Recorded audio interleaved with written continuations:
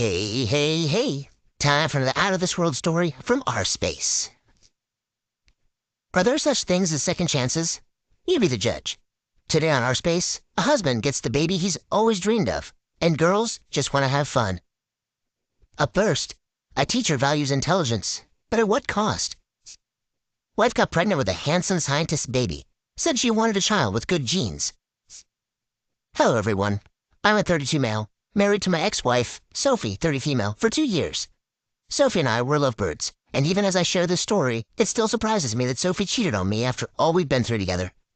Sophie and I were not strangers when we started dating. As children, we grew up in the same neighborhood and were very familiar with each other. Sadly, when I was 15 or so, her parents moved to a new house, and we lost contact. Many years later, coincidentally, we bumped into each other as adults. Even as a child who didn't know so much about love, I knew I was crushing on Sophie. And when we bumped into each other as an adult, the fire rekindled. We spoke for some time and exchanged our contacts. Luckily, Sophie was single at the time, and after hanging out for weeks, I asked her to be my girlfriend, and she said yes. We dated for a year before getting married. I know this might sound simple, but I knew I loved Sophie and felt complete when we married. Many things had changed about her, but she was still the intelligent, witty, and energetic Sophie I knew when we were children. She became a teacher for junior high school while I worked in an automobile shop as a mechanic. Between Sophie and I, Sophie was the most intelligent, and she had a thing for smart people. Personally, I loved everyone I met.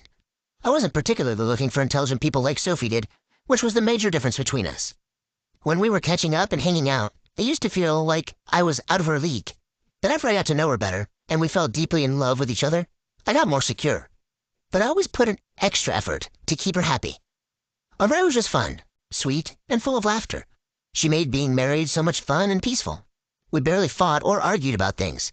When we were dating, Sophie told me that she hated being yelled at, so she made me promise that I would never yell at her, no matter how angry I was.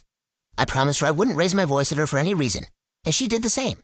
So if we were having an argument, it would sound like a very intense conversation, but no voices raised. Regarding our opinions on children, Sophie and I belonged to the same school of thought. We didn't think it was important to wait years before having children. To me, doing that did not make sense. I preferred to have a child a year or two after marriage, so our child would grow with us as we grew older and not wait to have my first child in old age. So immediately after we married, we started trying to get pregnant. There were times Sophie would miss her period, and she would think she'd gotten pregnant, only for her period to come the next day. Aside from that, in the first year of our marriage, she got pregnant once, but she miscarried after a month, and we lost the baby. This was a very emotional moment for us because we had been waiting for months to get pregnant, and after she successfully got pregnant, we lost it. After she lost her first pregnancy, we took a break for a while before we tried again, and unfortunately the same thing happened. She had another miscarriage at the 5th week. The second time she miscarried, she woke up one morning and noticed she was bleeding heavily. When I took her to the hospital, it was confirmed that she miscarried. This took its mental toll on us, and for months, we could not even talk about getting pregnant again. I tried my best to support her during that season and to be strong for us. After a while, we forgot about everything and moved on. I knew she was going through it a lot emotionally, so I decided I wouldn't mention anything related to having a child until she was completely over her last 2 miscarriages. Our marriage bounced back from the few months of pain, and things returned to normal. Even after things were okay, I treated Sophie like a queen and did everything she wanted. Aside from going to school to teach the kids, she didn't do anything else at home. I took care of the cooking for months, cleaned our house, did the laundry, mowed our lawns, shopped for groceries, and even cooked special meals for her on some days. I was very particular about how I made her feel because she thought something was wrong with her and she was bad luck. I knew she said that because of the miscarriages. At the time, my sole purpose was to assure her that there was absolutely nothing wrong with her, so I showered her with love and attention. About 4 months after we lost the second pregnancy, I was trying to clean up the house as usual on weekends, and she came to me with tears in her eyes. When I saw her, I was scared something terrible had happened to her, but when she told me she was pregnant, I was over the moon. I wasn't expecting to hear that from her anytime soon. Even though I didn't say it to her, I was partially scared that she would lose the baby again, but when she told me her pregnancy was over 8 weeks old, I was on cloud 9. Funnily enough, she didn't even know she was pregnant. She said she had been feeling different and decided to do a test. Her periods were late, but she thought it was due to her hormonal issues. There were no signs of morning sickness, and her pregnancy took us by surprise. Later that same week, we went to see the doctor to find out how we would prevent her from losing the pregnancy, and she was advised to not stress herself. Hearing that, I knew I had to step up my game in caring for Sophie. I did literally everything I could to make her comfortable. I didn't want anything to cause another miscarriage. Most importantly, I didn't want her to go through that pain again. Meanwhile, after we scanned and found out that she was giving birth to a boy, I was so excited to finally become a father. There's no particular reason, but I always wanted a son first, and then a daughter. After the scan, I started shopping for the baby things we'd need. Every day, I woke up praying for the safety of Sophie and our baby. I was also excited to watch the baby grow in Sophie's stomach. I used to spend hours leaning on her baby bump, talking to the baby. Every bit of the moment felt magical to me. In her 3rd month, Sophie said that she wanted to take a break from work so that she could focus on her health and the baby. I didn't see any problem in supporting her financially. I was, in fact, glad that she was so serious about her health and the baby. Fast forward to the 6th month of the pregnancy. Something happened that changed everything for us. One evening, after dinner, Sophie was so exhausted that she dozed off on the couch. I couldn't take her to our room, so I got blankets for her and ensured she slept comfortably. Her phone was on the table with the rest of the cups and plates we used for dinner. As I was trying to clear the table, her phone chimed. I didn't pay attention or look at her screen when the first notification came in, but when I returned from the kitchen and the messages kept coming in, I thought to silence the notifications because it might disturb Sophie's sleep. While trying to silence her phone, the messages kept coming on WhatsApp and Instagram. I got curious. Her phone had a fingerprint lock, so I accessed it with her fingerprints to see who had been repeatedly texting her. On accessing her phone, I saw that it was a contact she had saved with a single love emoji that kept texting her. I was curious to know who it was, and my heart sank when I opened the messages sent to her. From their conversation, I figured she was talking to a man who kept asking her, "How's my baby doing today?" and other questions related to her health and her pregnancy. I had to read her messages over and over to understand if he was a doctor. After digging enough, I found out he wasn't. At the same time, I was going through her Instagram. The same man sent her a message on Instagram, and he even had a picture of his private part. I wouldn't have known they were communicating on Instagram if he didn't send that message. It was through their Instagram chat that I found out Sophie had been cheating on me. I wanted to know who her affair partner was and what she saw in him that led her to cheat on me. When I went through his Instagram profile, I found out he was a scientist. I could not even believe it. It took me the whole night to realize that I wasn't dreaming. The most heartbreaking part was that I had been trying to take care of another man's child.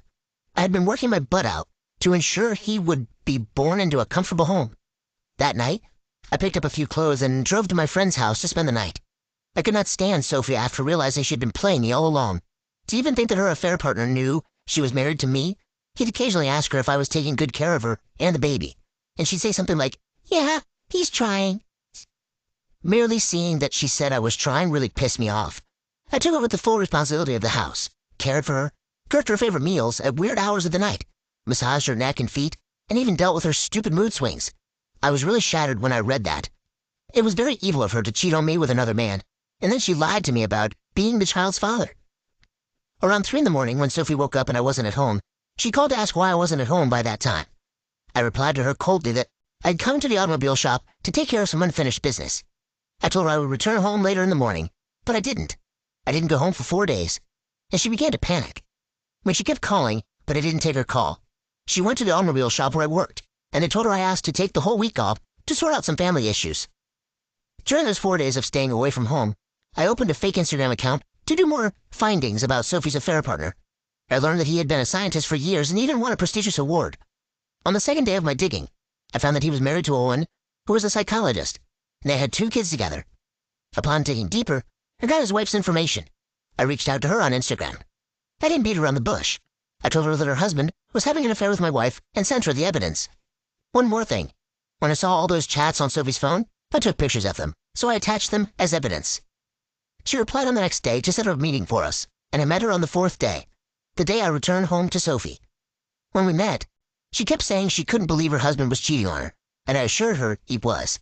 She even looked at the pictures of their conversation I had taken, and she was so heartbroken. She nearly passed out when I told her my wife was pregnant with her husband. So, after our meeting, she said she would confront her husband, and I told her I would do the same. I couldn't even pretend that I was not hurt because I was. I returned home that evening after 4 days of being away, and when Sophie saw me, she ran to me. Immediately, I stepped into the sitting room. I told her I wanted to do a paternity test for the baby, and she was shocked. She asked why I suddenly wanted to do a paternity test. I told her I wanted to be sure the baby was mine. As soon as I answered, she laughed and said I was being ridiculous and that she wouldn't do any paternity tests because the baby was mine. I knew she was trying to be manipulative. If I didn't know the truth, her acting would have forced me to believe I was the father of her child. That day, I raised my voice at her for the first time in years. She was shocked to see me react like that. The next thing I knew, she started crying and said I was accusing her of cheating on me and that she couldn't believe I would do such a thing after everything we had been through. I watched her. She cried and did her emotional blackmail thing, and when she was done with her manipulations, I insisted that I wanted her paternity test, despite anything she condemned me of. I had printed out the photocopies of the pictures I had taken of her chat conversations. I threw those pictures on her face. She was shocked to see that I had found out her truth. After a moment of silence, she said that she was just flirting with the man and nothing physical had happened between them. Her reasons were so dumb that I didn't feel like arguing with her. I told her that any man referring to her baby as his baby is no joke, hence I need to see the paternity reports. After arguing for hours, she finally agreed to do the paternity test. Eventually, we did the paternity test, and when the results came out, it confirmed that the baby wasn't mine. By this time, Sophie knew it was useless for her to keep pretending, so she started asking me for forgiveness. She lied that she got pregnant through a sperm donor and did not know who was the father of the child. I knew she was lying, but was too angry and tired to confront her, so I left her in the hospital. I went back home and packed most of the things I needed. I was still packing some things when she came home and tried to stop me. At that moment, I was at my peak anger and I could have done something unregrettable, so I left the house. No matter how I try to explain how let down and heartbroken I was, I don't think any amount of words can express how I felt. While I was leaving the house, Sophie became dramatic and started calling me names. Despite all she did to make me stay, I left the house and we didn't communicate for another week. She called me every day and sent different voicemails of her crying, shouting, and begging. It was almost like she had multiple personalities. Just 2 days ago, her parents called and rained abuse on me. They called me a deadbeat father and said I was the worst father any child could ever have. Honestly, I was in no mood for drama, so I wanted to quietly divorce Sophie without telling anyone about her infidelity. But knowing that she had cheated on me and scattered everything with her hands, she still reported me to her parents, friends, and everyone who listened to her lies. I can't stand any other person calling me to say rubbish when I know so well that Sophie is the one they should all be calling names. Her parents have threatened with dire consequences if anything happened to their daughter or unborn child. Even though the child is not mine, it's still a living being. I don't want that unborn to suffer, so I'm just keeping quiet until she delivers. Whoa, I'm so sorry, OP. That's really heavy. I think spending some time away from her when you did was a smart move. Like you said, I think it would have been hard not to do something you would have regretted. What on earth was she thinking? So she was going to have the baby and then raise this baby pretending that you were the father, all while seeing another man behind your back the entire time? How long has she been seeing this guy? What if the other babies weren't yours either? Gosh, how heartbreaking. I'm so sorry. Her parents are delusional, just like her. They're so desperate for a baby they don't care where it came from. You're not responsible for whatever choices your wife made. If anything happens to the baby, it's on her, not you. Update 1. Hello everyone. Thank you for your comments. So Mayor said something when I mentioned in my post that I wanted to divorce Sophie without any fuss. I wasn't joking when I said that. If you know what I have been through since Sophie's miscarriage, you will understand why I said I didn't want any more drama. I've had enough marital problems for one marriage. It even gets crazier when I wonder if Sophie had been cheating on me for the first year of our marriage. Some of you said marrying Sophie in a year was too fast. I believed I had known her since childhood, hence dating for a year never seemed less. Anyways, that's all in the past now. Last week, I made a public post on Facebook and insinuated that Sophie had broken my heart and scattered everything we had planned, and a Facebook friend of Sophie reached out to me after that. Some of Sophie's friends and colleagues are added to my Facebook. You know how social media works. He was a fellow teacher in Sophie's school, and he said there was something he needed to tell me about Sophie. I agreed to meet up with him, and he told me that Sophie had been having an affair with some of the fathers of her students. I didn't believe him when he told me until he showed me a very short video he had secretly recorded a long time ago. According to him, Sophie had a thing for fathers of intelligent kids in her class, and it was almost like she was throwing herself at them. He claimed he was telling me because he wanted to help me dodge a bullet. In addition, he said the school was aware of Sophie's terrible acts, which was why she was fired from the school just after her pregnancy. I was so surprised when he told me that Sophie was fired months before she told me she had quit. It meant that the whole time I struggled to care for Sophie while neglecting myself, she had been cheating on me. It had been the only explanation because her income did not change or drop. Every morning, she would dress up to work and return around her usual time by noon. She'd even come home to tell me how much fun she had in class with the kids, which were all lies. It would be an understatement if I said I felt used by Sophie. I had never been lied to, used, or manipulated like that by anyone. After everything I heard, I knew it was over between Sophie and me. Hearing all those things stirred up a wave of anger in me I didn't even know I had in me. Meanwhile, I contacted a lawyer to process our divorce papers. After we divorce, I'm not sure what I'll do next. Anyway, I'll make another update as soon as I'm done with Sophie and all of her drama. I look forward to your comments on this. Ah, yes. That leaving work thing because she actually got fired makes sense now. And this guy told you a few months too late. Sorry, OP. Seems this bullet didn't dodge you after all. I'm sorry she used you like this, OP. Update 2. Hello, everyone. Thank you so much for your words of encouragement. Like you all said, if I take Sophie back, I'd be shooting myself in the leg. I no longer love her, and I feel no pity for her. As she could do such a terrible thing to me while I worked as hard as possible to be a good and supportive husband to her, and the child I believed was mine, she could kill me on my sleep. I'm not exaggerating.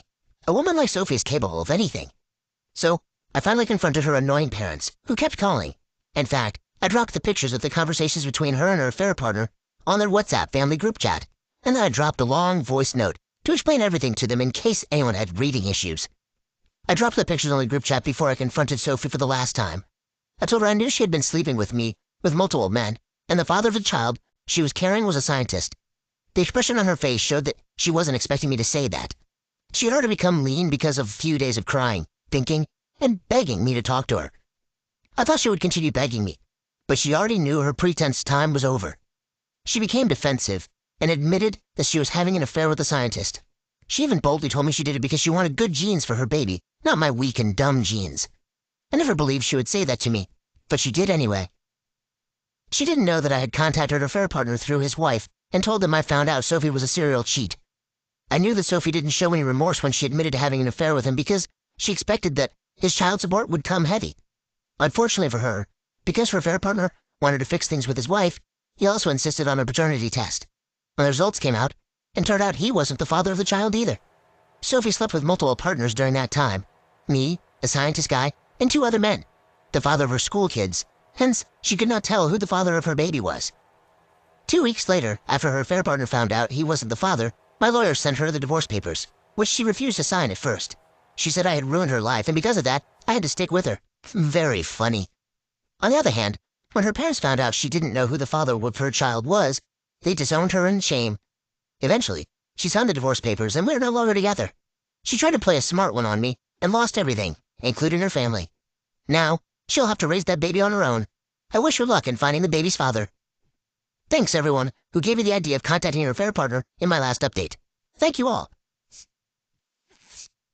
Oh, you ruined her life? Wow, the audacity.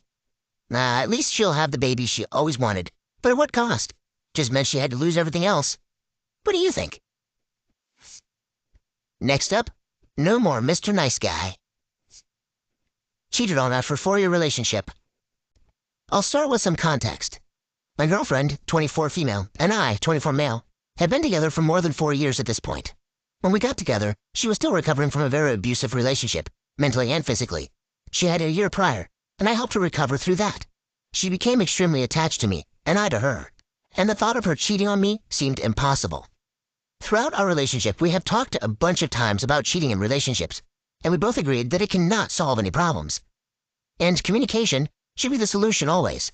And I believe that from her, as she didn't show any interest in other boys anytime while I was with her. In the last year, she had become somewhat more distant, and started doing things that I didn't know she was into. Perhaps she didn't either. Mainly she started to go to clubs with her best friend, saying that she wants to dance. I told her, and she knew, that that kind of fun just isn't my thing, and I didn't want to go there just to be her bodyguard. At first, I didn't think too much of it, as I believed she or her friend would handle any situation that might appear with guys flirting with her. But after a couple of weeks, while we were looking at something on her phone, she received a message from someone named Chris, I think. Name changed for privacy reasons. The I think part seemed off to me, and I asked her about it. Apparently some rando guy told her she looks nice and asked for her number, and she gave it to him. Her excuse was that she was drunk. That is when I started to become more suspicious regarding her. I confronted her about this, as I thought she just went there to dance with her friends. Foolish, I know, but that was how much I trusted her back then. The result was a huge fight, in which she snapped that I was too jealous and controlling about this. My argument was that she has no volition when she gets drunk, and neither she or her friend would do anything if a couple guys would get them drunk, or drug them and take them or whatever. We somewhat recovered from that fight in the months that followed, but I still felt some resentment from her regarding that. She also started saying that I am judging her whenever she would tell me something more sensitive. Around this time, I also started looking in secret at her messages. She continued talking with that guy, but it wasn't anything to worry about. Mostly idle talk, coming from him, every couple of weeks or so. Fast forward to a few days ago. It was a long time since I looked through her messages. I thought the relationship was going pretty good. I was investing time and effort into it continually. She still seemed kind of distant, but in her words, she was just stressed and tired from university classes and work. I believed that, as I am also stressed and tired from that, but I guess everyone has different thresholds. I however thought one night, while she was sleeping, to look through her messages to see what is up. One of the latest chats was with that Chris, I think, guy, from the previous night, when I thought she went to bed early. At 3 a.m., she was sending him pictures of her in the club, saying she was drunk. I was furious, but I didn't tell her anything at that moment. I started looking for other chats, and there it was. Some random guy, again with a strange name. Can't remember it. Their conversation seemed a bit on the intimate side. No sexting or anything, but not that far. So I went to the beginning of the conversation with him. 3 months ago, he got her number after meeting her on the street. A few days after, she told him out of the blue to not tell anyone about what they are doing in bed. Suffice to say, that was the moment I snapped. I woke her up, asked her if she would tell me if she cheated. She said, "Yes, of course." A few moments of silence, and she asked where her phone was. I handed it to her, and she stormed off the room on her own. Since then, she had told me what happened. She got extremely drunk that night with her friend at her place. She was sad at that period about our relationship, that she believes she cannot talk to me, and that I don't give her enough time, although I've always given her time every time I could. Because she had told me it was this bad for her, I would have given her more, even more. So she went off on a walk alone that night and texted that guy. She then went to his place, kissed him, embraced him, and slept in his arms, or at least that is what she told me. She is desperately trying now to get back with me, saying she loves me and it will never happen again, that she would try to get therapy and work on a relationship, fixing all that is broken. I'm very close to believing her, but my heart is still broken. I do not know if I could continue a relationship with her, especially knowing that we were ramping up for living together, marriage and the stuff, while she was hiding this from me. What should I do? Is what she did that bad, that it warrants no second chances? Should I walk on my ego and accept her back? Ask advice for the community, you're gonna get some responses. First up, you're 24. You move on. She has shown you who she is. She has lied to you. Also, she asked the other person to lie. What she is doing is out of the cheater's handbook. Tell as little as possible. Did she do what she said? Sure. But she left out that she was naked, had sex in the bed, and showered with him in the morning. When you find out a little more, she'll add to the story. It's called Turtle Truth. You need to end it and move on. Pick a book called No More Mr. Nice Guy by Dr. Robert Glover. It will help you establish boundaries. It will help you with all the relationships. Work, family, romantic, and where to draw the line, and how to not let red flags go on. Another person offers this. Don't forget, what she did only shows the kind of love and respect she has for you. When you love someone, you don't do that to him or her, period.